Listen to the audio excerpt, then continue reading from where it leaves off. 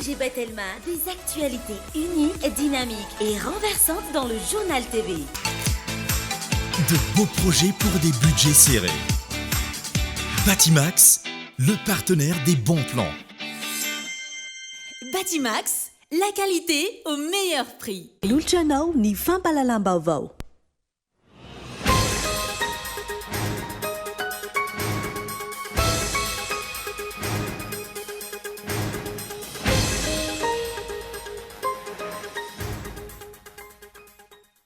Endrika iray mampiseho famorodana tanteraka ny fitondrana amin'izao fotoana.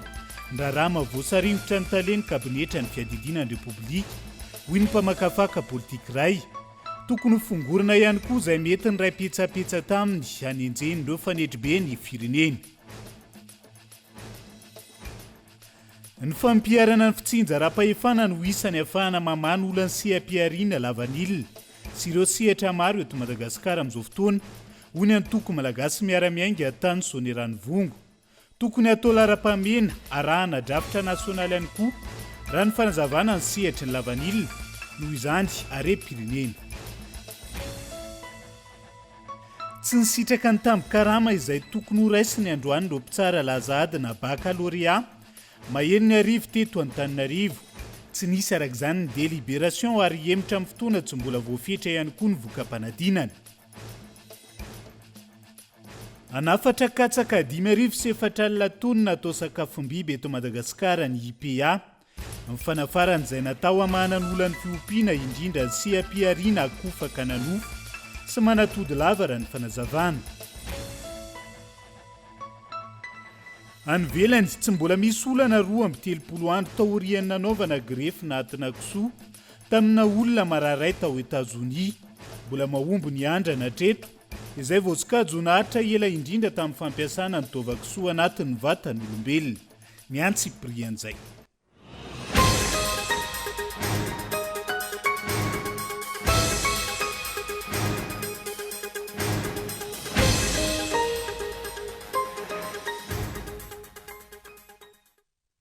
Finaritra tomboka lasy tongo vavy tonga soa indray atao anaty fotoana ny fampalalam-baovao amin'ity ality atena ny araba ary manasanao ihany koa.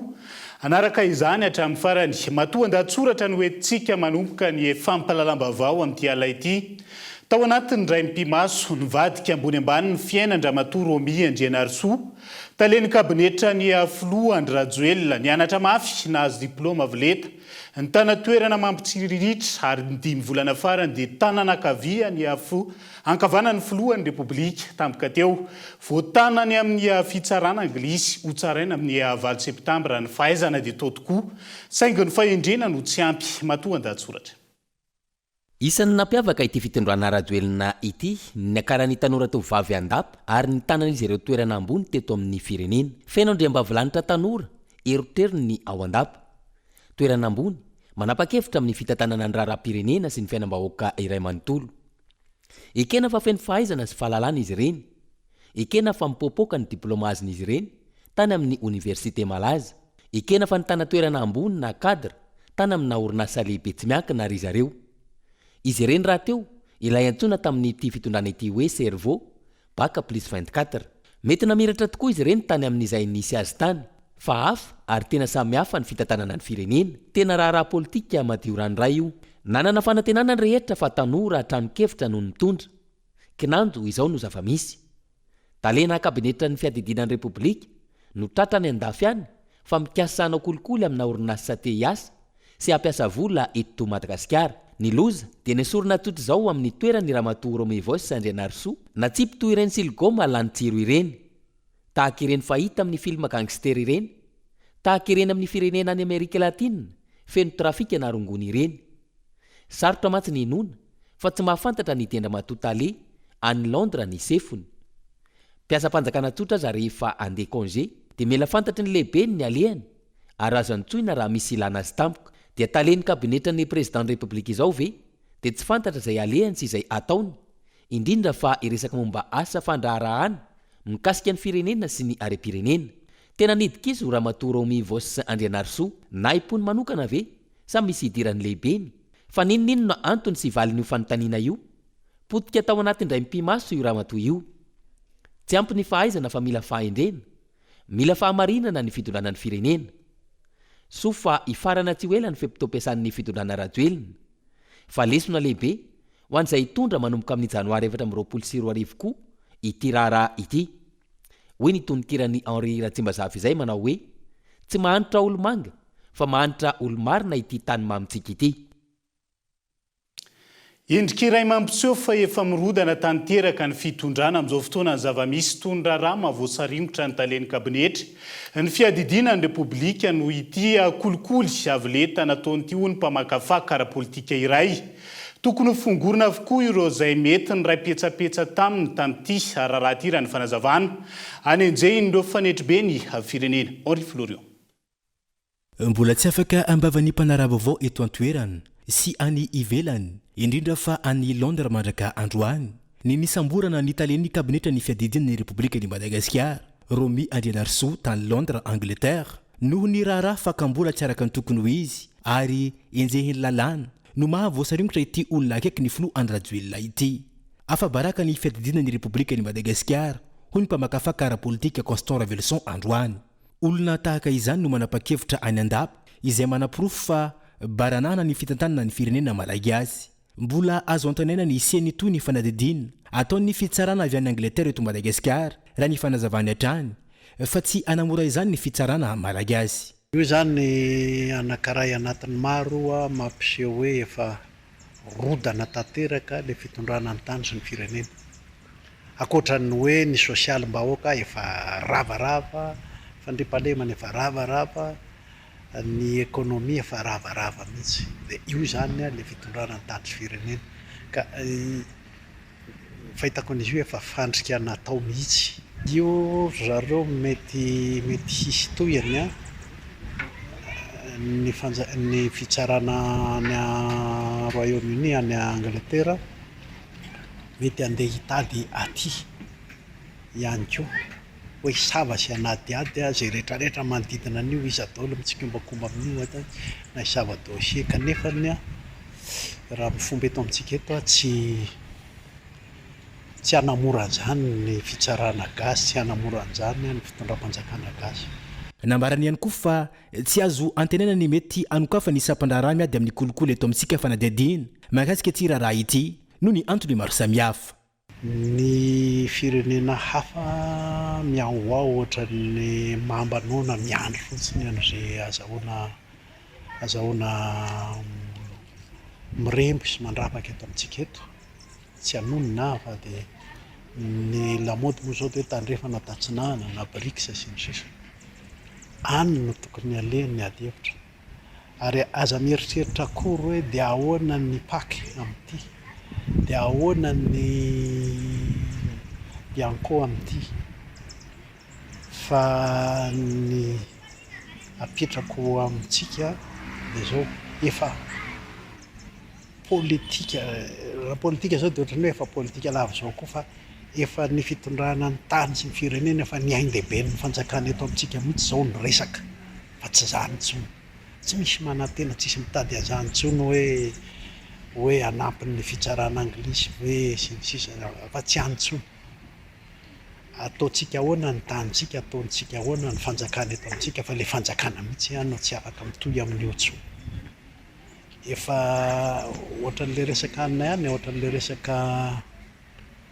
resaka nationalité ihany ity scandale anankiray efa nampiny fotsiny io efa teo ny volamena, efa indroa intelo samy hafa, efa teo ny fanodinana volan'ny Covid, ny écran plat zany rehetra zany tsy tarisaina intsony zany fa ny ray mikapoka tsika izao hoe izao ny fotoana hijerena ny fanovana mihitsy.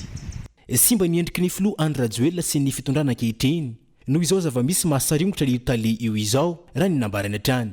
Ny sorona avy hatrany raha tsy aivina ity ho talen'ny kabinetra ny fiadidina ny Repoblika i Romy Andrianarso rehefa naoraka gazety sy niparitaka teo anivony tambazotra tserasera sosialy Facebook nanomboka ny alahady lasa teo ity raharaha ity. Tao anatin'ny efataona sy tapany dia i Romy Andrianarso no tale kabinetra ny fiadidina ny Repoblika faefatra taorian'ny Stéphanie Delmotte, Ranormaro Lova Asina ary raha harinirina bao miavitra. Andrasana raka izany toy ny ity raharaha ity. Vaovao misongadina ihany koa amin'ity alay ity emitra amin'ny fotoana tsy mbola voafetra ny fivoahan'ny valim-panadinana baccalauréat 2022. Eto Antananarivo no ny olana amin'ireo mpitsara ny laza adina sy ministera tompona andraikitra amin'izao fotoana izao. Tsy nisitraka ny tambi-karama izay tokony ho raisiny androany ireo mpitsara laza adina baccalauréat. Mahery ny arivo vokany tsy nisy ny fanaovana ny délibération araka ny nampanantenaina tamin'ity androany ity. Mitaky ny amoana ny tambi-karama tamin'ny fitsarana ireo taratasy-panadinana baccalauréat 2022 lasa teo ireo mpitsara narivony tonga teny amin'ny université Antananarivo androany. Nilaza ireo mpitsara ny taratasy-panadinana fa tsy hisy ny firosona amin'ny délibération raha toa ka tsy mivaly io fitakiana ataon'izy ireo io. Ny fitakiana ataon'izy ireo izay misy fiantraikany amin'ny famoahana ny valim-panadinana baccalauréat 2022 ho an'ny eto Antananarivo. Voalohany indrindra aloha natao délibération dia tsy ny président de jury tompoko no manapaka azy satria ny président de jury dia mpandrindra ny fitsarana fa tsy ny mitsara. Izahay reto no ny tsara ny kopian'ny mpianatra. Noho izany ny délibération tompoko raha ny lalàna fa tsy haiko na misy lalàna vaovao izay tsy hita tao anatin'ny 80 taona fa raha ny lalàna dia izahay mpampianatra ireto no mandray ny fanapa-kevitra mahakasika ny délibération. Ka noho izany tsy hoe sanatria kory mampifilafilanareo mpianatra ray aman-dreny ajaina isany fa raha ohatra ka tsy milamina dia tsy afaka na iroso amin'ny délibération zay. Manay amin'ny fanodikodinam-bola ao amin'ny ministera tompony andraikitra ireo mpitsara laza adina atony mahatonga izao fanagiazana ny tambi-karamana izao raha ny fanazavana. Amin'le mpitatana ao ambony eo tsy haike tsy mahay mitatana ve izy fa reo ankizy mpanalabaka ireo raha nitatatra inao dia 7 alina mahery ireo ankizy ireo mandoa vola ireo ankizy ireo. Raha ny arakinay dia farafambaniny izay tsy dia tsara fa eo amin'ny 10 000 real isan'ankizy ary ny candidat libre raha mbola tena ambony dia ambony noho izay nakaizy ireo vola ireo zay ny tena magaga zay. Nakaizy ireo vola ireo raha ireo vola ireo tsara tatana tsara mahavita ny karaman'ny mpikarakarabaka hatrany amin'ny chef de centre hatrany amin'ny jury hatraty amin'ny correcteur. Nefa magaga nakaizy ireo vola ireo. Zay fotsiny mampalelo tao amin'ity firenena ity tsisy olona mba azo antoka ve hitatana ny vola nakaizy io vola io tompoko. Miantso ny tompona ndraiky mpanjakana handray fepetra manokana manoloana izao tranga izao ireo mpitsara taratasy-panadinana ialana amin'ny korotana izay mety hitranga. Ny antsova nge dia zao hoe aza mifampiantsy miantsy an'le mpanabe le fitantanany ety anivon'ny kirakirana ny vola ho an'ny fitsarana baka io tsy vola mpanjakana droit ny examen io tsisy idiran'ny hoe tsy ampy volana lany tamin'ny covid na nanaovana jeu des îles fa resaka mauvaise gestion io tsy fantatro koa moa zany na misy tanambe ao ambadika ao. Ny antsoantso hoe aza miantsy mpanabe dia aza anaovana lohamboto mba meo ny asiny ny mpanabe na dia tsy nianatra ary nareo tonga eo meo asiny ny mpanabe. Ny tsy atahoran'ny fanjakana ny mpanabe dia satria zay tsy manana basy lakre ny fitaovana ampiasainay zay ene tsy ady fa tsy hanao délibération raha tsy mazava ny fepetra mahakasika ny vacation. Tsy hisy délibération raha tsy mivoaka ny fepetra mahakasika ny vacation. Zay fotsiny. Ankilany tsy nahazoana valo ny mahafapo na manilika andraikitra mahakasika ity fitakiana ataon'ny mpitsara taratasy-panadinana ity ireo président du jury raha nanontaniany mpanao gazety. Ny olana moa zany mazava ho azy zany olana zay tsy miankina aminay président du jury fa ny valim-panadinana efa voninao fa miandry ny délibération zay ataonay miaraka eto. Dia zay tsy afaka ny hoe amoaka ny résultat zany raha tsy miaraka amin'ny zareo dia zay no mahatonga an'le olana ohatr'izao zany amin'ny ankapobeny satria zareo tsy mety miditra satria misy an'izay olana zay tsy miankina amin'ilay président satria zay président de jury zay tsy tompona andraikitra amin'ny fitantanana ny resaka akoatran'ny fanadinana sy ny fitsarana ary ny famoahana ny résultat dia mijanona eo ihany ny fahefanay. Tokony hivoaka androany io valim-panadinana baccalauréat io eto Antananarivo raha ny fandaharan'ny ministera tompona andraikitra mifanohitra amin'izany anefa ny zava-misy ka ny sabotsy na alady ho avy izao no tapaka fa hivoaka amin'ny fomba ofisialy ny valim-panadinana baccalauréat eto Antananarivo. Andrasana araka izany na mety hivoaka amin'io daty nomeny io ny valim-panadinana na tsy. Tranga izay tsy mahagaga ny mpanara vaovao ny amin'ny fomba fiasan'ny tompona andraiky mpanjakana eto Madagasikara.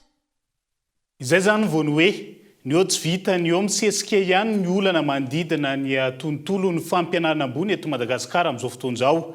Takina ny ijeren'izay mba tsoa ireo mpianatra malagasy hatrany ho lasa sorona ao anatin'izay. fa na eo aza ny filazana fa efa voaloha avokoa ireo taratasym-bola miisa 2.7 voaray teny anivo ny tahirim-bola mpanjakana mahakasika ireo orinasa mpanao lalana. Mbola maro ny tsy nahavoaray izany raha ny loharanom-baovao sy ny fitarainana voaray tamin'ity androany ity. Ireo orinasa tsy nahazo ny volan'ireo izay atsanana eo hevitra mivantana no tahotra amin'ny tsy andoavana ny volan'izy ireo izay notakiana tao anatin'ny 3 taona mahery. Kaiton Andrianjilafo.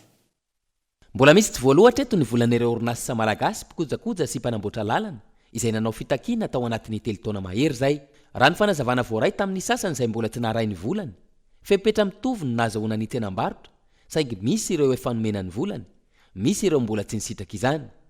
Ny asa nefa efa vita araka ny tokony ho izy avokoa. Ny magaga ho izy ireo, tsy fantatra mazava ny antony nanomezana ny volan'ireo orinasa efa voaloha vola, ary tsy fantatra ihany koa ny antony tsy nanomezana ireo tsy mbola nahazo izany. Nanomboka ny volana Novambra 2024 raha tsy hivina, no efa nipetraka ny ahiahan'ireo mpanao fitakiana. Voalaza tamin'izany fotoana fa nisy orinasa mpanao lalana miisa 70 tamin'ireo 300 no isitraka ny volany, ary tsy fantatra ny antony safidianan'ny mpitondra ireo orinasa 70 ireo. Ny volana Jolay 2024 nilaza ireo mpanao fitakiana fa efa nisy orinasa 30 efa nahazo ny volany, ary tsy fantatra mazava ny antony ny safidianana ireo orinasa ireo. Raha ny loharanom-baovao azo tamin'izany fotoana, ny fiadidinan'ny Repoblika no nisafidy izay orinasa isitraka ny volany tamin'ireo orinasa miisa 300 nitaky ny volan'ireo. Ny ministra Jery Atrefindrazana ny solo-toerana ny Ajo Andriananarivelo azy tamin'ny fotoana nanatanterahana ny famindram-pahefana teo amin'ny 2 tonta dia efa nametrahany ity farany 4 mazava. Mba handesy lahatra, mba hamoahana, mba nitsoniavan'ny Prime Ministre sy ny filoham-pirenena ny volan'ireo olona ao anatin'ny fond routier, fa tsy naharesy lahatra zay dia ianao ngamba mety maharesy lahatra kokoa. Vaovao Monsieur le Ministre, fa malagasy toatsika no misitraka ny vola io dia tena mity tao anatin'ny fahasahiranana mihitsiny, tena ho anay tsy hovahanay le izy dia ianao ngamba mety mamahana azy. Nandritra io famindram-pahefana natao io, nampanantena ny ministra nandray ny asany fa ampitany hafatra tamin'ny filohan'ny Repoblika. Taty aoriana, nilaza ary niaiky ny ministra Jery tamin'ny fialany teo amin'ny toerany fa tsy nahazo fahafaham-po mikasika ireo fitakiana ny orinasa malagasy, mpikojakoja sy mpanao lalana ireo. Nanamafy ihany koa ity farany fa tsy nisy afa-tsy tena-barotra iray ihany no nanomezan'ny filohan'ny Repoblika sy ny Prime Ministre lalana azy ampiasa ny volan'ny fond routier dia ny lalam-pirenena fa 7. Tsy haivina hatrany, miisa 300 ireo orinasa mpanao lalana nitaky ny volany. Ny farany volana Janoary 2024 voalaza fa orinasa miisa 270 no nalohan'ny volany, izay vinavinaina hanodidina ny 7 miliara ariary. Izany hoe mbola nisy hatrany amin'ny 3.50 miliara ariary tsy voaloha ho an'ireo orinasa mpanao lalana tsy voaloha vola tamin'io fotoana io. Raha izay no mitranga, efa voaloha tokoa ve ireo orinasa rehetra raha io 20 miliara ariary io no voalaza fa totalin'ny volana aloha tamin'ireo orinasa nanatanteraka ny asa ho an'ny fond routier hatramin'ny 15 ny volana Aogositra 2024 lasa teo. Ny eo anivon'ny ministera izay efa nanamafy fa voaloha avokoa ireo taratasym-bola miisa 2.7 voaray teny anivy ny tahirim-bola mpanjakana. Raha ny zava-misy 3 taona mahery no tsy mbola naloha ny volan'ireo orinasa malagasy mpanao lalana nanatanteraka asa ho an'ny fond routier ireo. Voalaza ny mpitondra ombieny fa ho toanana ary ampina ireo mpandraharaha malagasy ary atao lara-pahamehana amin'ny fanomezana ireo asa fampandrosoana sy fananganana fotodrafitrasa. Ny mifanotra amin'izany ny zava-misy tamin'ireo orinasa malagasy mpanao lalana ireo. Na ny tombom-barotra tokony ho azo tamin'izany fotoana aza efa lany intérêt tany amin'ny banky sy ny fournisseur ho an'ireo izay afaka ny fampiraharaha. Izay tsy afaka nyroso tamin'izay fampiraharahana izay, lasa ny banky ny vola sy ny fananany rehetra, nanao chèque sans provision, potika ny orinasa, ny sasany aza narary, tapaka lalandra, ary efa nisy namoiny ainy raha ny fitarainana voaray, nandritra ireny etsika fitakiana maro nataon'izy ireo ireny. Mafy mahazo anay tompoko, efa be ny tapaka lalandra maleny, firy ny maty, zao efa be ny gadra, ny tragno efa lasa, ny tany efa lasa, tomobile lasa aby. Ireo orinasa vahiny ve sa ny mpitondra fanjakana atao tahaka izao, sa ny orinasa malagasy ihany no iaran'izany? Mitovy anefa ireo dingana tsy maintsy arahany amin'ny fahazonan'ny tsena, mitovy ny fepetra takiana, mitovy ny asa vita sy ny sisa. Raha ny zavatra hita aloha, tsy lara-pahamehana ho an'ny mpitondra fanjakana ny famelomana ireo mpandraharaha sy orinasa malagasy. tontolo ny fividianana miisa 7 ireo fanamariana avy amin'ireo mpanaramaso iraisam-pirenena nanao ny fitsirihana sy ny fanaramaso. Ny lisitra mpifidy izay nokarakarain'ny seni araka ny tatitra nataon'izy ireo tamin'ity androany ka nanangany seni anao ny fanitsina tsy misy atahorana ankilan'ny vola anatontosana ny fividianana eto Madagasikara hoy ny filohan'ny seni ary efa azo ampiasaina ny vola izay voarakitra tao anatin'ny tedi-bola mpanjakana Henri Florian. Antoka iray afahana mizotra makany amin'ny fifidianana madio tsy mangarahara ary eken'ny rehetra ny fananana ny lisy mpifidianana madio sy tsy ahitana lesika ho ireo mpanaramaso iraisam-pirenena momba ny lisy mpifidianana izay nanatanteraka ny fitsidihana ny lisy mpifidianana no karakaray ny seni nanomboka ny 17 ny volana May lasa teo ka hatramin'ny 20 Jolay lasa teo no nanatanterahany izay ireo izany fitsirina izany ka nalolotra androany ireo fanamarina maro samihafa izay hitany tao anatin'ny lisitry ny mpifidy. Teboka maromaro no ahitan'izy ireo lesoka raha ny fanazavana. Misy CRD-50 zany ireo recommandation natao azo ataontsika hoe sokajiana amina ny anankiray voalohany zao mahakasika ny resaka anomalisy ny tout blanc. Indray moa zany tena exhaustivité iny satria tena le am'le base ray manontolo.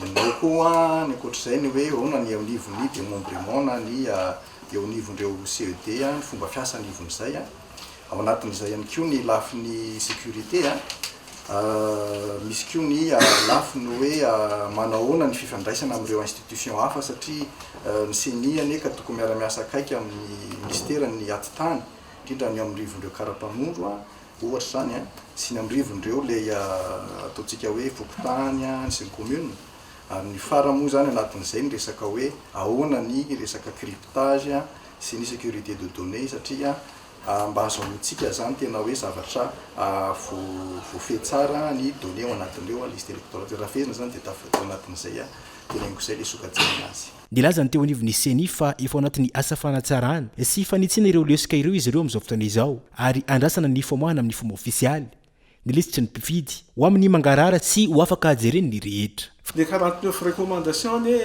tsy dia tena hoe mahakasika manontolo an'le refonte izay ataontsika amin'izao hoe fa misy fanatsarana mitohy ao anatin'io zavatra io fa raisiko zany mahakasika n'le tena fanitsina amin'le liste électorale sy le refonte amin'izao fotoana zao dia misy le anomalie ohatra anarana hafa le voasoratra anatin'ny aty amin'ny fiche de recensement dia hafa ny voadikany opérateur de saisie any amin'ny solosay dia reny zany mba tsy savoritaka ny sain'ny mifidy na ny sain'olona any amin'ny bureau de vote ireo bureau électoral ireo rehefa tonga ny fotoana dia zany zany miampitovy an'izay information aty amin'ny fiche de recensement sy ny aty amin'ny base de données satria le avy aty amin'ny base de données zany no anaovana ny carte d'électeur rehefa avy eo. Nanamafiatrany ny filohan'ny seni fa efa nivoaka ary azon'izy ireo ampiasaina amin'izao fotoana izao ilay teti-bola voasoratra tao anatin'ny teti-bola mpanjakana voalohany na ny loi de finance initiale ary tsy misy atahorana ny teti-bola tokony hanatanterahana ny fifidianana filoham-pirenena. Dia hita eo satria araka teny farany teo iny da tsy mikatona dia kitapom-bola imbolany mbola misy ny hiditra ao dia raha tena misy ny elanelany eo dia tsy maintsy mandray ny andraikity ny fanjakana. Fotoana zao zany dia teti-bola voalohany voasoratra tamin'ny loi de finance initiale iny dia efa azo ampiasay efa mandeha iny tsy sorany dia miampy an'io zany le budget amin'ny loi de finance initiale efa misy anio dia 40 milliards mahery le tenentsika iny koa zany efa mihetsika amin'izao fotoana zao dia miaraka amin'ny any basket fond dia raha mbola misy zany elanelany eo satria zahay siny moa zany no mahafantatra dia tena hoenty-manana hoe ity kosa mety mbola misy tsy ampy hoe zao le azo tamin'ny kitapo imbonana dia ampitahana amin'le nomeny fanjakana dia iny elanelany iny no amoatsika le hoe décret d'avance efa mandeha le 40 milliards efa exécuté moa zany no tena teneny sur le plan financier efa exécuté iny zavatra iny zany efa miteny matetika tsisy mampiayay tsika ho any resaka vola anaovana fifidiana tena aza miayay tsika amin'iny. Antoko politika sy firaisamon'ny pirenena maro ankehitriny no mbola mametraka ny ayainy momba ny fanomanana ny fikirakirana ny fifidianana indrindra fa ny mahakasika ny lisitry ny mpifidy. Antoka iray ahafahana mahazo fifidianana mirindra ankilany ny fananana lisy mpifidianana azo antoka sy ekeny ny besin'ny maro.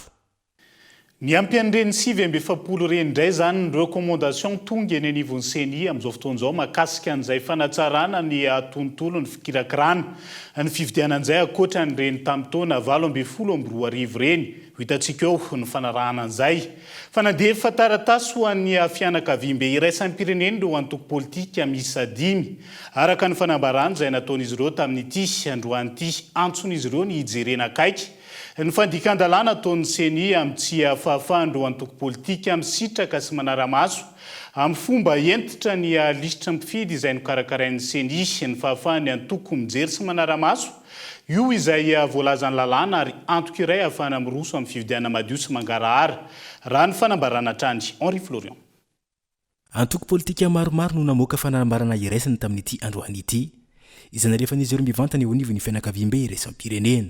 Antony taratasy izay mazava fa ny tsy fahazahoana izy ireo valintely mahafapo avy amin'ny CNI na ny voamera-pirenena maleo tena misana ny fifidianana mba hanana ny antoko politika fahalalana mitsirika sy mijery ary manara-maso akaiky ny lisy mpifidianana izany hokarakara ny CNI mba hipetrahany mangarahara. Mazava ny voarakitry ny lalàna amin'ny feny ny fifidianana ao amin'ny 10 amin'ny lalàna fehizoro laharana 20 tsipika ohatraohatra valo momba ny fifidianana sy ny fitsapakevim-bahoaka fa azo sitrahany rehetra ary amin'ny fotoana rehetra io registre électoral national io. Teboka iray hitarafana fa mandika ny voalazan'ny lalàna ny CNI satria tsy ny rehetra no misitraka izany araka ny fanambarana hatrany. Manapirofo ny finavan'ny CNI ny tsy fampiarana ny mangarahara ny tsy fanomezana ny lisy mpifidianana sy ny registre ny mpifidy national io ho an'ny antoko politika sy ny firaisamon'ny pirenena. Ambaran'izy ireo fa ahafahana mizotra makana amin'ny fifidianana madio ny fahafahana manara-maso akaiky izany lisitry ny mpifidy izany. Na mafisin'izy ireo tao anatin'ny fanambarana ihany koa fa ahafahany antoko politika rehetra mahazo antoka ny fikirakirana ny lisitry ny mpifidy ny fahafahana manara-maso sy manana fahalalahana mijery izany lisitry ny mpifidy izany araky ny voalaza ao amin'ny 15 amin'ny lalàna fehizoro laharana 20 tsipika ohatraohatra valo hatrany. Mipetraka tsy fanajana ny lalàna ataon'ny CNI raha araka ny fanambarana hatrany. Ireto antoko politika ireto izay ny antso hatrany ny fianakaviam-be iraisam-pirenena ny amin'ny hanara-maso akaiky ny fangararana amin'ireo tetikasa maro samihafa ahafahana mahazo fifidianana madio indrindra fa ny fampiasana ilay vola izay narotsaka izy ireo ao anatin'ny basket fond. Pejin'ny toe-karena indrindra ny siam-piarina lavanilina vetivety tokony atao lara-pamena raha nadrafitra nasionaly ny sehatra lavanilina noho izany harem-pirenena hoy ny antoko malagasy miara-miainga. Ny tsy fanatanterahana izay hatramin'izay sy ny tsy fiainona ny teny fotony no mahatonga ny sehatra ity misedra olana goavana amin'izao fotoan'izao ny fampiarana amin'ny fitsinja ara-pahefana izay ahafahana mamany olana sy ny siam-piarina maro eto Madagasikara araka ny votra nandritra ny fivorinana raha na adi-hevitra arahana tamin'ny antoko malagasy miara-miainga sy roaponina atao sonerany vongo tamin'ity androanyity onona saina. Tsy mbola voavahan'ny fanjakana mandraka androany ny olana mahazo ireo tantsaha sy mpandraharaha misehatra amin'ny lavanilina. Anton'izany tsy fananany fanjakana viana mazava sy politika nasionaly momba ity sehatra izay ankinany toe-karem-pirenena ity. Eto sonerana ivongo faritra analan'ny jirofo anatin'ny fahasahiranana tanteraka ireo ray aman-dreny amin'izao ankatoky ny fidirany mpianatra izao. Ny lavanio amin'izao tegna ratsy dia ratsy amin'ny eto faritra sonerana 520 kilo. Tegna familoma mbady aman-draniky tegna mama sahirana samba ampiditra ampianatra vidiny lavani tsy mahatongna le zazampiditra satria vidiny ka io 1,000 ny paquet 2 farny ambony. Tegna sahirana zay ato. Mety tsy tafiditra ny ampianatra amin'izao ampidirana ampianatra amin'ny le 4. Le fasahirana moka tegna tafahoatra fô mbo mangataka aminare fanjakana mbo tsinjoviny vahoaka tegna sahirana samba tsy miditra tragno hoe mifagnampy mbo nampakatra vidiny lavani mety mbo tsaratsara hely ny fiaina.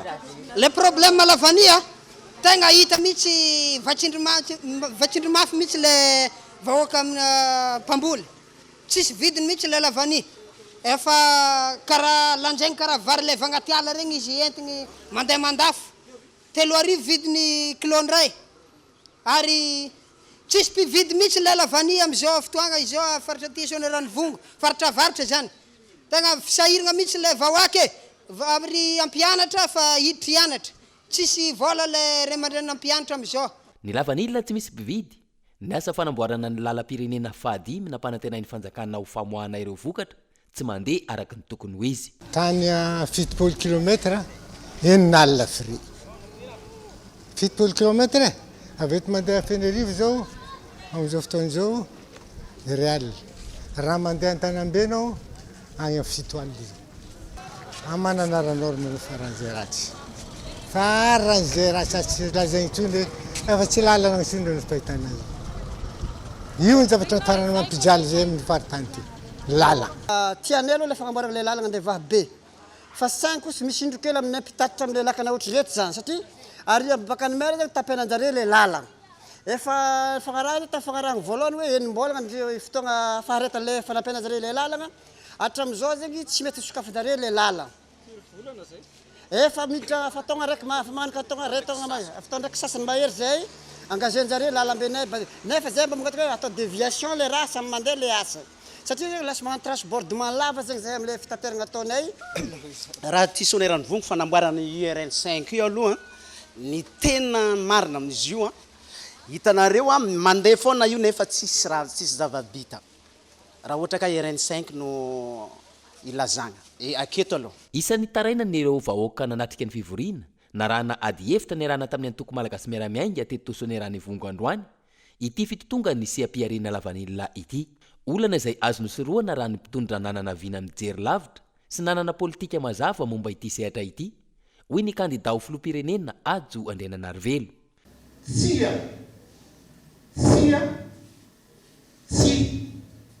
Na iny na fahasarotan'ny fiainana androany dia mampirisika anareo zandry zanaka tsy maintsy mianatra satria ianareo ny tatana ny firenena raha pitso araka ny voalaza teo.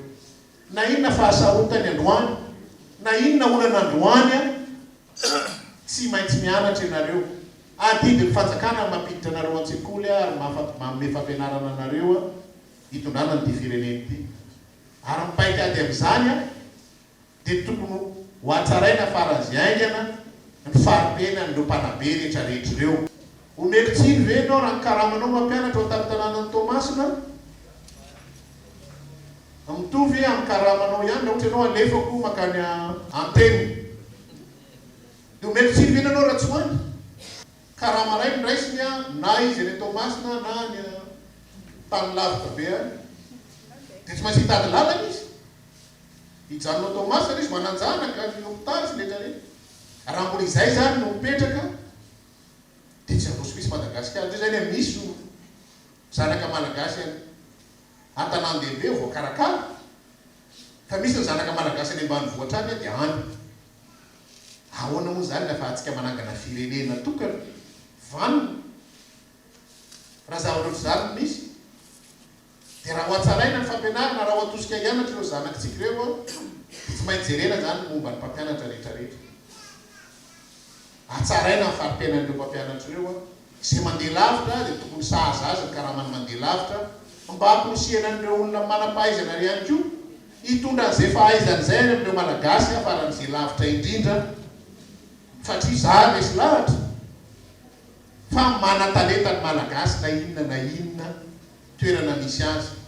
Maro amin'ireo ray aman-dreny no mety tsy havita ampianajanaka amin'ity taom-pianarana manaraka ity noho ny tsy fisiany ny hoenti-manana amin'izany. Eo ihany koa ireo kivy no ny fahitana ireo tsy anasa. Harem-pirenena ilay izy. Raha fantatry ny fanjakana fa tena harem-pirenena io dia ataony priorité ao anatin'ny politika fanjakana. Izay mahatonga antsika hoe tsy maintsy atao priorité ny fiarovana sy ny fanampiana ny lavanilina. Tsy maintsy atsangantsika ao an-tanahy efa misy ao fa tokony ho velomina ny centre de recherche momba vanila na fikarohana momba vanila. Eto amintsika zany manomboka izao tokony misy fikarohana sy mametraka paikady rehetrarehetra momba varotra fambolena lavanilina satria arenantsika io fa tsy any amin'ny toeran-kafa akory tsy any États-Unis tsy any Paris tsy any fa amin'ny faritry ity no apetraka zany ary zay tonga amin'le fanapahan-kevitra teo rehefa mipetraka io zany amin'ny lafiny faripahaizana sy traikefananantsika mamaritra ny rehetrarehetra na fisokafantseny na fisokafan'ny ny prix sy rehetrarehetra ao manao fikaroana maro samihafa ahafahana miady am'izany satria raha tsy voafehantsika zany dia tsy voafehantsika mandrakizay io ary mafian'io dia tia mifantatra fambolena azy ao zany amin'ny mateknisianina sy ny olona miasa miaraka amin'ny mpamboly sy rehetrarehetra mamaritra hoe efa tokonao efa matoy ny vanilina efa asokafana zany tsena am'izao fa tsy tongotondrona fotsiny ohatr'izao fa raha nio mantsika nametraka fepetra maro samihafa erovana nio vidina lavanilina io a tsy tonga am'izao sehatra zao fa navela fotsiny tao dia rehefa nirehitra trano dia zay mamony tonga daholo fa zavatra efa ranoraraka tany any tsy azo rofona tsony dia lasa fitaka no atao rehefa avy eo amin'ny olona tsy tokony hiverina tso zany tokony voafehantsika io ary reo zanakitsika ireo ary mampirisika anareo tanora andray andraikitra an'izany raha pitsy raha zay tsy maintsy fevena tsy maintsy raisina ao anatin'ny fotoana foy ary ampandraisina andraikitra daholo ny olona manomboka any amin'ny distrika sy rehetra ireo no mafia azy betsaka ho any manam-pahaizana dia zay namporosiako ny tanora ilaina ihany koa ny fiainoana ireo hainy fotony izay manana hevitra mifanaraka amin'ny filana izy ireo entina hanatsarana ny kalitaon'ny fampianarana raha ny faneho-kevitra hatrany mifanindran-dalana amin'izay ny fampifananaraka asa izay amorainy ny fanjakana ahafahan'ireo tanora miditra eo amin'ny sehatry ny asa avy hatrany araka ny faripahaizany sy ny fanomezam-pahasoavany taoriny fivoriana raha nahady hevitra teto soanerana ivongo izay nandraisan'ireo olom-boafidy mpiasa-panjakana sy ray aman-dreny misotro ronono fikambanana maro samihafa sy olom-pirenena anjara itoy amin'ireo distrika atao anatin'ny faritra analanjirofo ny dian'ny kandida ho filoham-pirenena ajo andrenanarivelo dia izay ihany koa no hoentsika amin'ny seny vetivety eo anaty doka fohy manapitafa vetivety ary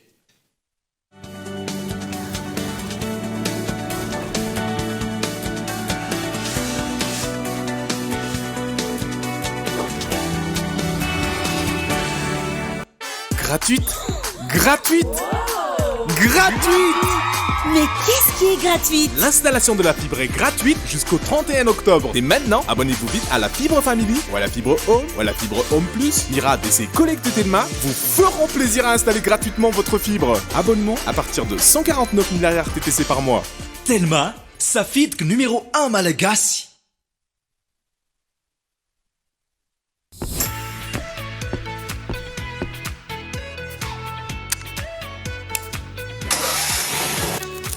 Des équipements abordables et de qualité. Batimax, le partenaire des bons plans. Batimax, la qualité au meilleur prix.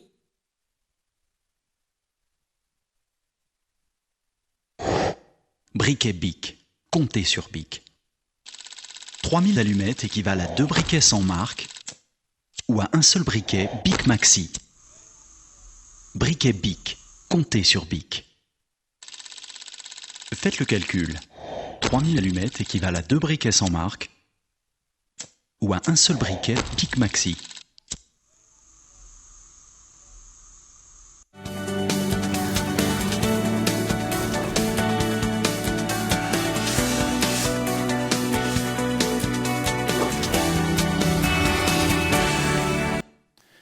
Mamenina ny arabatrano tomboka lasy tongo vavy tonga soa indray atao anatin'ny tapany faharoa amin'ny fampalalam-baovao amin'ity ala ity nankatoavin'ny fanjakana malagasy ny fahafahana manafatra katsaka avy any ivelany amin'ity taona ity ho famana amin'ny apahany ny olany fiompiana indrindra ny olany sy ampiariana akoho manatody lava sy ny akoho fakananofo katsaka milanja 5,000 sy 4 taona natokana atao sakafom-biby no afarana ao anatin'izay amenona ny vokatra milanja 9 sy 4 taona eto amintsika ireo mpisehatra mivondrena ao anatin'ny IPA na ny interprofession aviaire de Madagascar tamin'ity androan'ity Daniela Mino Arso.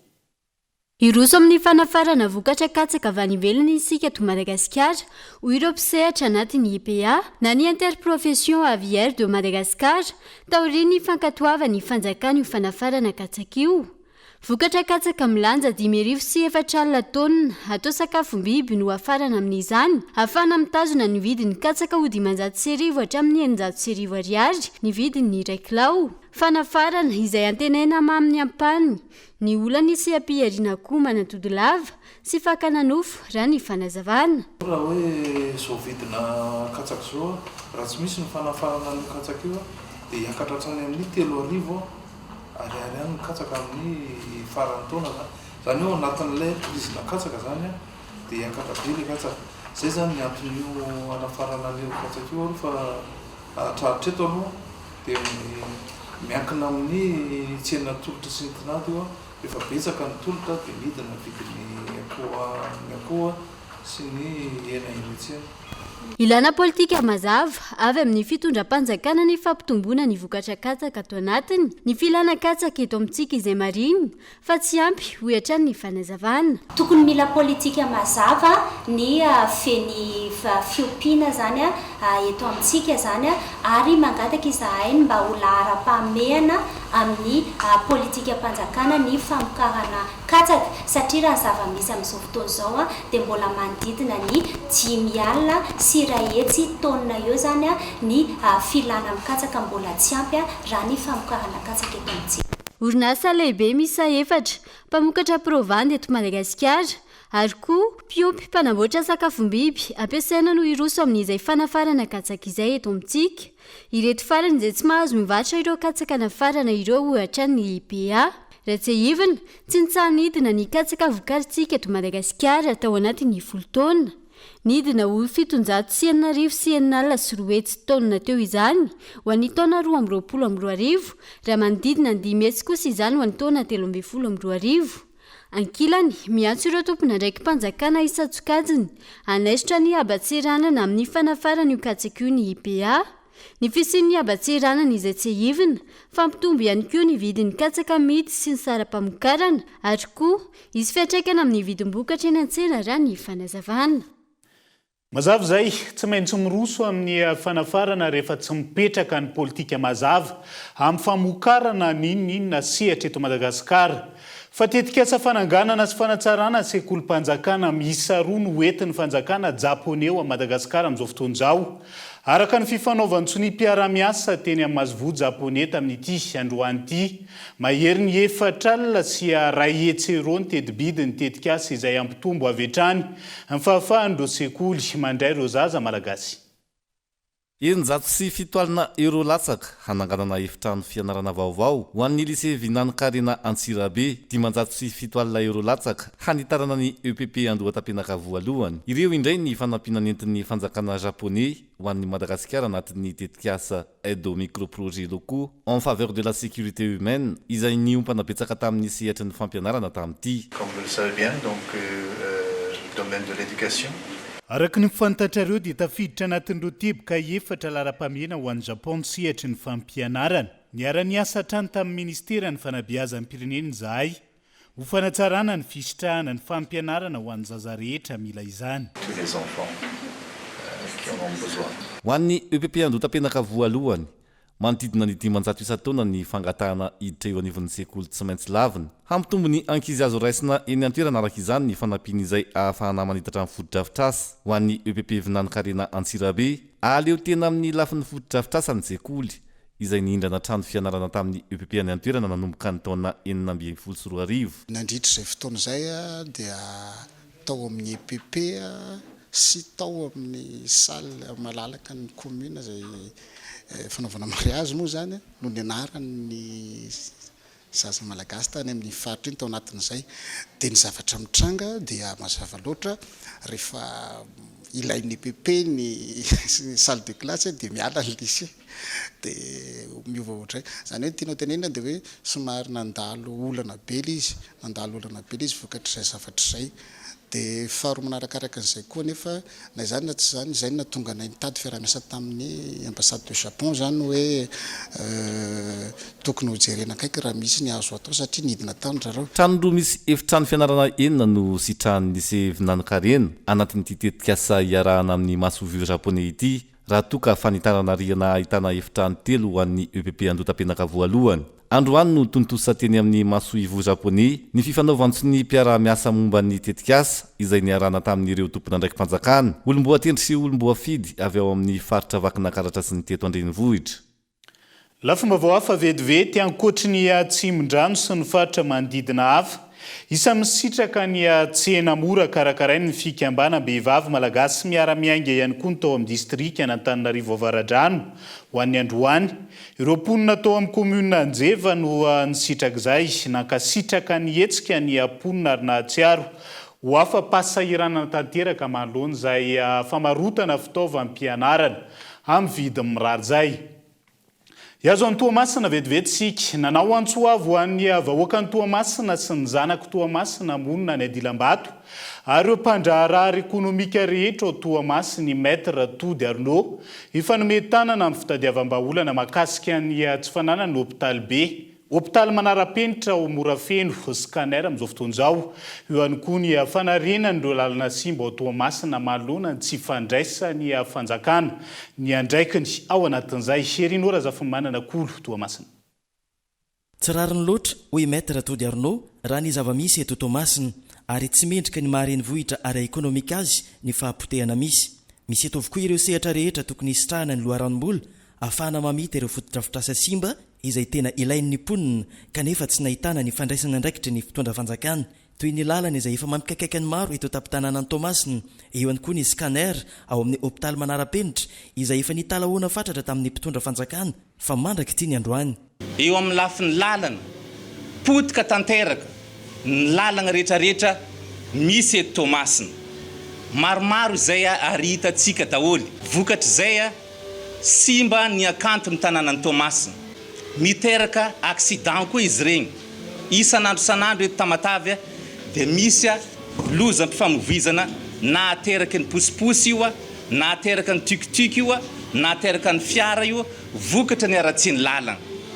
Eo amin'ny lafiny ara-pahasalamana, efa misy antsoantso maro ngamba nataontsika teto Toamasina, ary sorana ny tompon'andraikitra rehetrarehetra izay nandray anjara tamin'ny fagnentanana mikasika an'izay resaka ara-pahasalamana zay. Raha ohatra misy marary, tsy azo atao ny fitsaboana raha tsy fantatra ny soratra retina. Isan'ny fitaovana raitra indrindra ahafahana mamantatra an'izay soratra retina zay dia ny resaka scanner zay. Tanàna ngeza indrindra eto Madagasikara tsy manana an'izay scanner zay. Inona ny vokatra zay?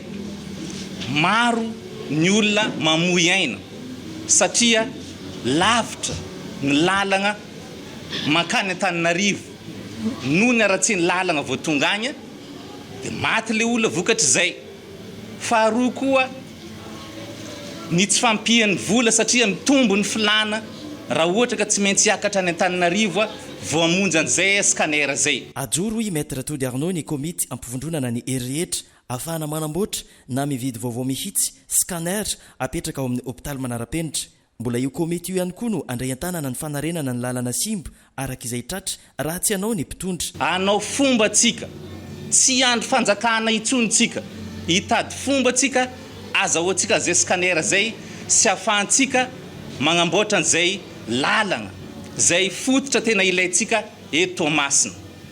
Ka eo anatrehan'izay rehetrarehetra zay, antsoina ny vahoaka ny Toamasina, na lahy izy, na vavy izy, na miaramila izy, na piasa izy, na kristiana, na musulman, hiara entana, ary ho isy fivoriana ataontsika atoato zay ampafantarinay mialoha anareo amin'ny alalan'ny hainao aman-jery. Fivoriana zay nataontsika hananganana komite manokana isagna mikasika ny fikarakarantsika sy ny fomba azahoantsika n'izay scanner zay sy ahafahantsika magnamboatra ny lalantsika eto Toamasina. Rehefa tsy hanao ihany ny fanjakana dia tsy tokony ametraka sakana amin'ny tsy finiavana izay kasaina atao ity. Manomboka eo amin'ny fangatahana fanomezan-dalana izany ka hatreny amin'ny fanatanterahana ny asa. Tombotsoan'ny Toamasina no ilayntsika ary jerentsika fa tsy resaka politika. Ny komite miaraka amin'ny vahoaka rehetrarehetra eto Toamasina dia tsy kirakira vola na ny ariary avy amin'ireo olona tsara sitrapo hanampy antsika reo, fa itsika dia fitaovana entina hanamora ny fanatanterahana ny asa. Ny fivondronan'ireo société sy ny entreprise ary ny opérateur sy ny havana avy any dilam-bato tsara sitrapo no ho ataontsika ary avy amin'ny alalan'ireo no ahafahantsika magnatanteraka ny asa satria ny fagnamboarana lalana tompoko dia mila fitaovana, mila engin, mila gravion, mila zavatra maro isan-karazany, mila olombelona koa ara. Ka ireno ilayntsika hanampy atsika hanamora ny fanatanterahana ny asa. Hafatra ampitainareo fitondram-panjakana fohy be. Asanareo io fa tsy asanay. Efa taona no nandrasanay zay tokony agnamboarana an'io mbola tsy vita hatreto. Efa nisy fivorina conseil de gouvernement natao teto Tamatavy niresagna momba an'io raha io mikasika ny lalana, mikasika ny scanner. Hatreto zay mbola tsy mahazo vaovao mikasika ny fomba ahafahanareo magnatanteraka ny asa. Miangavy anareo farany izay. Fa raha ohatra tsy vitanareo le izy dia ho raisinay ny andraikitra. Fa ianareo kosa manoloana an'izay, na ny fanjakana fohy be, na ny fanjakana eto an-toerana, anatin'izany ny préfecture, ny gouvernorat, nareo ao amin'ny commune, nareo ny tompony andraikitra. Fa raha ohatra tsy vitanareo le asa, miangavy anareo zay, aza asina blocage ny fagnatanteranay ny asa. Na amin'ny alalan'ny autorisation zay, na amin'ny alalan'ny fagnatanterahana ny asa. Fanamby apetrakay io, apetrakay vahoaka ny Tomasina. Tsy ilaigna tsika agnakivy zay manana an'izay effort agnano an'izay asa zay. Fa zay tsy mavita iangaviagna ampirisika. Ny fahavitany ireo lalana simba sy ny fanana ny hôpitaly manara-penitra scanner mandeha tsara no tanjona fa tsy misy idirany ny resaka politika. Nisy ihany koa ny afatra manokana ho an'ny commune ambonivohitra Tomasina mba ampitsahatra tsy misy atakandro ny famarotana ireo espace vert ary ny ampijanonana ny fanomezan-dalana amin'ny fanorenana trano amin'ny toerana voarara. Andray andraikitra zany ny olo-pirenena rehefa tsy tazana ny fanjakana manoloana ireo olana samihafa mianjady ny amponina any Tomasina iny resaka iny. Fa tsy afa-po amin'ny fomba nanamboarana ny tsena ny bazary be Antoliary ireo mpivarotra amin'izao fotoana izao. Izy ireo izay manany amin'ny ifindrany ao amin'ny tsena vaovao manoloan'izay. Kolo Toliary. Tsy afa-po ireo mpivarotra ao amin'ny tsenany bazary be. Tsy toy ny taloha intsony ny ao anatin'ny toeram-pivarotana vaovao raha ny nambaran'izy ireo. Nahitana fiovana ny fanamboarana nataon'ny tsena ary manahy izy ireo fa hiteraka fahasarotana ny amin'ny varotra ataony sy ho an'ny mpividy izany. Olana zany tsy olana zany fa milamy amin'ny fivarotana. Fa le idiranay reo zany fa tsy olana amin'ny tsena fivarotanay zany. Tsy avy amin'ny tadiavanay azy zany le izy. Toera famarota tsaka le izy fa tsy famarota hena kisoa. Tsy amakina hena teo. Tsisy anamboaranay reny saosisy reny ao. Tsy misy maro zany zava-tsara hiranay lafa zay hiditsao. Manjary lasa hanimba le bazary, hanimba le latabo koa zay lafa tonga ao. Sady tery koa le toerana zany tsy lelaky toerana taloha. Hoe espace le mètre avao dia hoe laha misy olo folo dre mandeha milatsa mividy hena ao. Lasa mandeha le aro kosa amin'ireny mandeha le eritseriko zany mila miala zany bara raika amin'ny raha reo anivo. Dia malalaky zay zany. Tsy maray zany misy côté aroa dia misy côté 2 dia malalaky iny zany tsy maray malalaka anivo. Nampamboara azy aloha afa-po tsy afa-po zahay fa sofa vita. Pilasy io aloha tsy mahafa-po anay toera io. Teo misy varotra era toa bevary. Toera misy azy ireo anakaraha kelikely hoty avao. Tsy nanahaky pilasy ny taloha. Nefa pilasy taloha ny bevata. Pilasy nanahaky io kelikely. Tsy entanay zany laha maro tsy henjika. Fa nakahoty avao zany amin'ity fa mahampa azy. Tsy lanozavoara raha fa tsy mibanany taro zany ty pilasy ny taloha. Ty solution mibaka aminay zahay tompo pilasy hiverina amin'ty pilasinay. Fa tsy mila olo hafa hiverinay eo zahay fa zahay tompo pilasy hiverina amin'ty pilasinay. Zay efa nidratartasy tany amin'ny commune amin'io toerana. Tsy mifampiarana moa zany hoe tody nasilona tamika fotsiny zavatra nefa tery le toeranao zany. Tia zany atao hoe mba malalaka ty tozay amin'le toeranao ty votrasa fotsiny anavitra idirana mpividy. Tokony tsy efatra zany latabatra atao tokony tery fa. Moa zany re manako hoe mizao mpiasa amin'ny commune ao mahita tamin'ny tany hoe tsy mety satria kely loatra le dalana tsy foan'le mpividy amin'io. Ataosika hoe ohatran'ireo kilemaina reny moa zao hoe mitondra raha tsy tafiditra eo posety reny. Nefa tamin'ny voalohany tamin'izay nivarotra tao zany dia hoe 1 mètre et demi lalana tsotra omenantsika lalana koa le kilemaina satria reny mba mahalala zony. Tsy misy zony kilemaina amin'io fa etiky zany izy mitsangana dia mita mijery fotsiny manao koa atsara andekiny. Ary ohatra hoe ao zany zahay tsy misy zavatra ohatran'izao tsony zany fotoana. Tsisy talatalana ohatran'izao fa tena espace kely. Eo tena problème taminazy amin'ny toerana izy. zay tsy mandany findra fa mba hoe mba tokony mba asiana fanatsarana ny zava manoloana izany nilazany avy ao amin'ny fitaleavam-paritry ny tsena fa efa eo ampelatanan'izy ireo ny PV mahakasika an'io olana io ary hiezaka hatrany izy ireo hitady vahaolana amin'izany. Zay no mahatonga ny fitahinan'ny vahoaka mahakasika izay fahaterenina tabatry zay hatramin'izao mbola tsy mivaly ary anananay PV zany anananay taratasy zany efa nifanarahana tamin'ny mpivarotra rehetrarehetra fa avelantsika ny asa handeha ho vita araka izay financement azo araka izay famatsia amin'ny azontsika fa mitady vola tsy mora fa rehefa vita izy tsika samy mpivarotra sy ny commune mpitantana miara mifarimbona mitady hevitra amin'izay tsika aloha no manao modification an'io tsy ho miliara dia ho vitatsika io azo fanampiana azo na volan'ny commune afaka manao modification araka izay fampiresahana fa hatramin'izay. Araka izany miandry ny fahindrin'ny mpitondra ireo mpivarotra mba hijerena ny vahaolana momba io tsena io. Volam-bahoaka no lany nanamboarana ny tsena nefa ny zava-misy tsy mifanaraka akory amin'ny filan'ny vahoaka. Ireo tsena moa izay mbola miandry ny hiavian'ny Andriamatoa Filoha aty Toliara amin'ity herinandro ity hitokana azy. Avy any Toliara dia hiazon'ny distrika ny Sandra maimaika sika ao anatin'ity vaovao manaraka ity. Manomboka mihavery ny kolotsaina sy ny fomba mampalaza ny antoena amin'izao fotoana izao. Ireo zanaky ny faritra no ny antony samihafa. Maro amin'ny tanora ihany koa no tsy mahalala ny fomba mampanao intsony. Ka antony nametrahana ny Isandra mirenina amin'izao fotoana izao. Henri Florian. Isan'ireo foko mpandala ny kolotsaina nentim-paharazana ny foko Betsileo. Raha ny nambarandreo mpaitantara. Nanomboka lifilaza zany amin'izao fotoana izao. Indrindra fa amin'ireo tanora vao misandratra. Ho an'ny distrika ny Isandra manokana, apetraka ho kolotsaina sy ampisehoana ny fomba mampanao ny Isandra mirenina mba tsy alefilaza zany fomba mampanao sy anamafisana indray ny fihavanana. Izy io moa zany raha tantara dia anisan'ny tena malagasy raha hina dia io distrika ny Sandra io. Dia izay zany voizinay amin'izao. Eo koa moa zany be da be koa ny zanaky ny Sandra na ny zanaky ny Betsileo sa mahay an'izany kolotsaina Betsileo zany. Ka asehonay groupe Kim hoe zao ny kolotsainantsika ato Isandra, kolotsainantsika Betsileo, ka zay zany no agnetagnantsika rehetra. Na eto Antananarivo io, na any amin'ny province io, eny na agny ivelany ary tongava fa hisy raha io, lanongana lehibe io ary amin'io fankahita aby ny zanaky Isandra rehetra erany lavalonynosy. Ary mino aho fa mety ny zanaky Isandra zao efa 10 taogna mahery tagny. Noho nina noho ny hoe tsy nilamy tagny tatoato.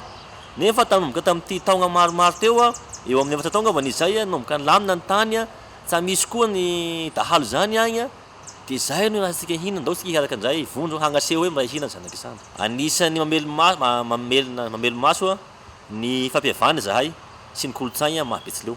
Natao ampisehoana ny firaisankina sy ny fameloma maso ny lafin'ny kolotsaina ny etsika tahaka izao sy hitazana ihany koa ireo taranaka amapara. Zava-dehibe afahana mitana indray ny tantara sy ny fihavanana malagasy ny Isandra mirenina raha ny fanazavana. Nivelany 2 andro taoriany nanaovana grefy nahatina kisoa tamina olona mararay tany Etazonia. Mbola mandeha tsara zany amin'izao fotoana ireo mpitsabo ary tsy misy ny tsy fatombanina tsikaritra hatreto ity nahatra ela indrindra tao anatin'izay fampiasana ny taova-kisoa anatin'ny vatan'olombelona izay.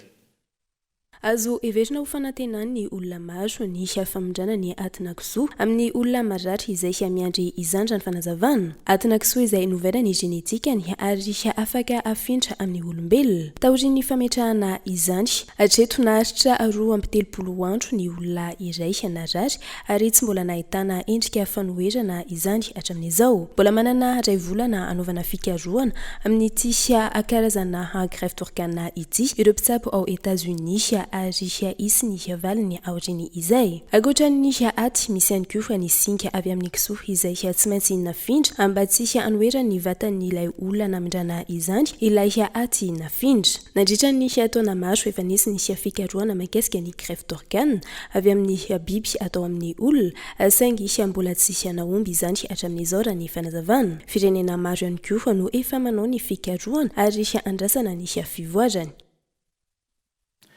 Miazakazaka ny siansa mahatonga ireny grefy samihafa ao anatin'ny tontolo ny fitsaboana ireny amin'izao fotoana izao ary miazakazaka ihany koa ny ora amin'ity ala ity tonga tao anatin'ny famaranana ny fampahalalam-baovao sika manapitafa ho amin'ny rapitso indray ary tomboko lasy tomboko vaveloma tompoko.